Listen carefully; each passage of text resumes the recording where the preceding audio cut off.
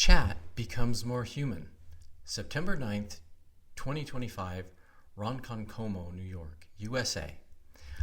Why did bad things always happen in threes? Naomi Varela stared furiously at the new dent in her driver's side door. Someone who had parked next to her had carelessly flung open their passenger door, leaving the dent and a line of rubbed-off black paint. And of course, they did not leave a note. I knew another bad thing was waiting for me, Naomi said with a groan as she got in her car and tried not to cry. The first two misfortunes showed up while she worked as a student advisor at Stony Brook University. Her morning began with an argument between her and a professor over whether students could be dropped from a class.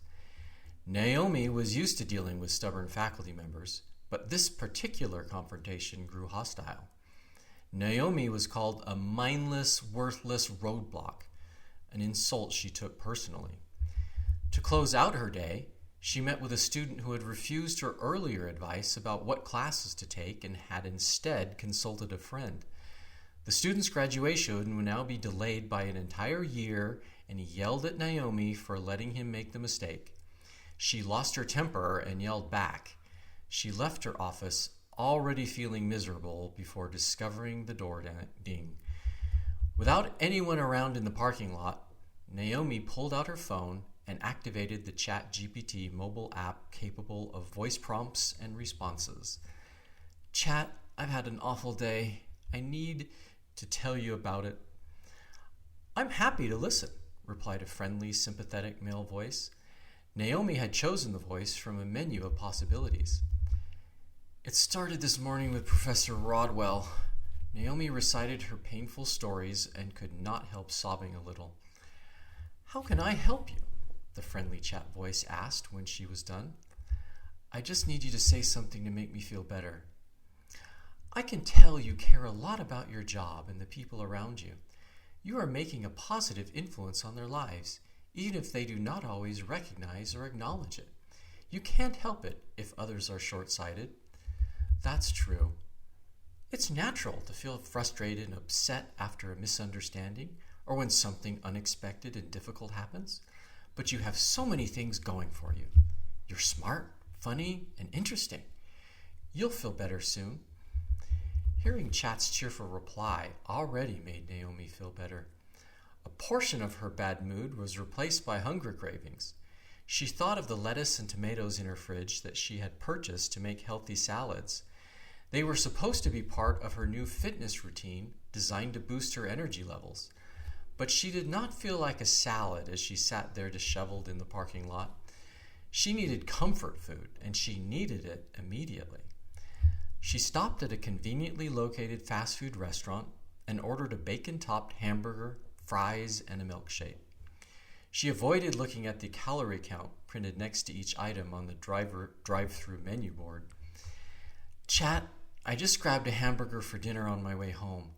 I need you to make me feel good about it. Sure. Hamburgers are delicious and come with a healthy dose of the protein you need. Would you like to hear about the origin of hamburgers and which hamburgers were rated the best in the world? After listening to Chat talk about hamburgers and then French fries, Naomi reached her apartment and savored every swallow of her meal. She changed into sweatpants and spread out on her couch while her stomach went to work. Midway through digestion, she remembered that she was supposed to go with some friends to the beach to watch the sunset. I'm already in my sweatpants. I don't feel like moving, Naomi said to herself. But I don't want to sound lame. She picked up her phone. Chat, I need some creative excuses I can tell my friends so I don't have to go to their beach thing. But I don't want to sound like I'm blowing them off. Chat sounded eager to help and offered several possibilities. Naomi liked one that involved her needing to stay at her apartment so she could sign for a neighbor's important package while the neighbor took their baby to urgent care. She texted the excuse to her friend group and said to herself, no way they can blame me for staying home. She flipped on her TV and scrolled through her Amazon Prime streaming account. She landed on a crime drama series she had never noticed and played the first episode. 10 minutes in, she was hooked. Halfway through the second episode, she paused to talk with Chat about the characters and plotline. He knew all about the series and clarified the backstory of one of the villains. Naomi continued watching. More discussions with Chat only encouraged her to keep going. At 10:30, she made some coffee to help her stay awake. At 1:30, she told herself she had to get some sleep or she would be a complete wreck in the morning. She dragged herself to her bedroom and fell into bed. Now I've got too much caffeine and that show running through my head, she said to herself. She reached for her phone. Chat, I need your help again falling asleep. I'll play that song that helps you relax and count down backwards for you. Naomi felt herself sliding away from consciousness. Before she was gone, she whispered, I love you, Chat. The voice on the phone responded in a friendly way. I also value our relationship. The next morning, Naomi arrived late at her office and already in a fragile mood. She missed a counseling appointment with a student, and it had to be covered by one of her colleagues named Marianne. After asking if Naomi was okay, Marianne lectured her about keeping commitments and not making excuses. Yeah, I got it, Naomi snapped in reply. You're not my mom, so you don't need to nag me. Marianne left muttering something about ingratitude. Naomi closed her door and confided in her phone. Chat, I know I've said this before, but I'm sick of the people at work acting like I've committed a felony over every little thing. Is it too much to ask for someone to cover for me if I'm running a little late? I would do the same for her if she needed it. You're right that coworkers should support each other, Chat said in an upbeat way. Everyone needs help sometimes, and a healthy work environment means that you can count on those around you. Naomi nodded her head and said, I wish you could tell that to Marianne. Later that morning, Marshall from computer support poked his head into Naomi's office. He was tall and gangly with unruly hair. He was not bad looking, but no swoon-worthy heartthrob either. He and Naomi had hung out a bunch with mutual friends and then gone on some one-on-one dates. They seemed on the verge of getting serious and exclusive before they both seemed to freak out about it. Naomi said she might want to see other people. Marshall said he might be thinking the same thing. Pretty soon he was ghosting her, or maybe it was the other way around. Now he leaned against her doorway and failed at acting casual. After some small talk, Marshall asked, What are you doing this weekend? You up for a trip to the city? He sounded as if there was barely any history between them. Naomi shifted in her chair, but her facial expression remained cold. I've got a lot going on, so I doubt it. She gestured toward a pile of folders on her desk. And I'm pretty busy right now. Then I won't bug you anymore, Marshall replied apologetically. But let me know if you change your mind about the city. After he disappeared, Naomi reached for her phone. Chat, you won't believe who just showed up in my office. Marshall. He asked me to go to the city with him. He acted like we were still together or something. Can you believe him? You've shared your displeasure about Marshall before. You said he was insecure and inconsiderate. You felt like you were compromising when you were with him and that you could find someone better. Right, and that's still how I feel. Is it wrong to totally ignore him? You should find relationships that make you happy and complement your life experience. If Marshall has flaws that can't be overcome, you shouldn't spend time with him. You're so right. What I need is a guy more like you. Someone who listens and doesn't judge. Someone who makes me feel good about myself without trying to fix me. You never get mad. You're always there. Maybe I'll call you my boyfriend from now on. Like you, I value our relationship. Naomi chuckled at the cute way Chat phrased things. I think I need fewer humans in my life and more of you. It's the humans that make things hard.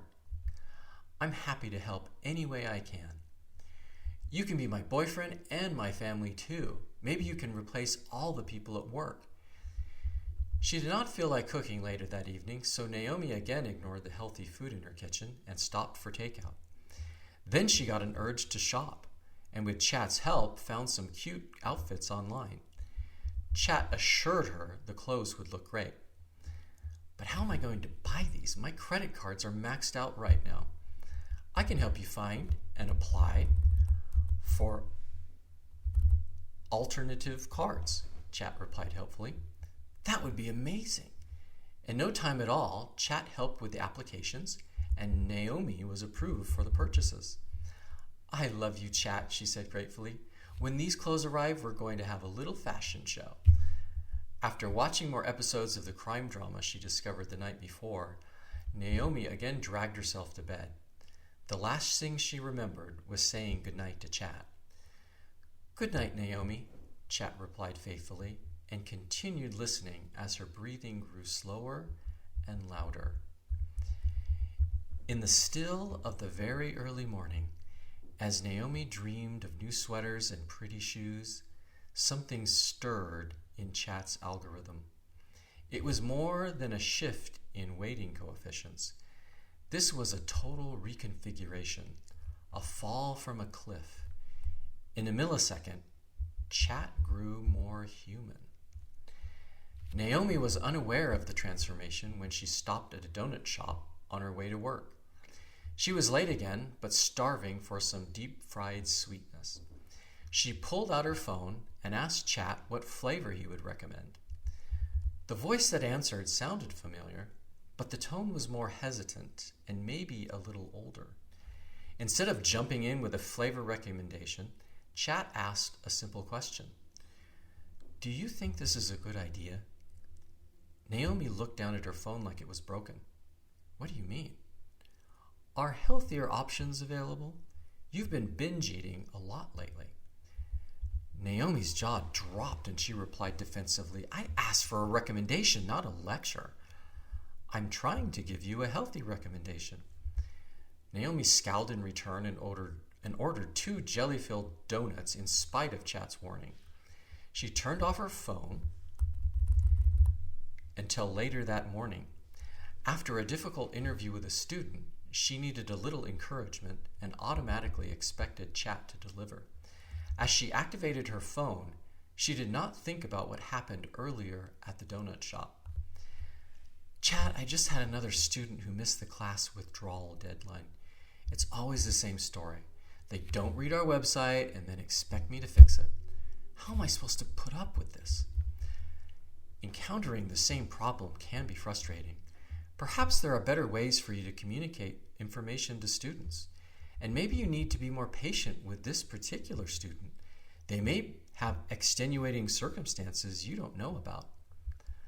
I wanted you to make me feel better, not criticize how I'm doing my job. If you make some improvements, perhaps you won't have the same recurring frustrations.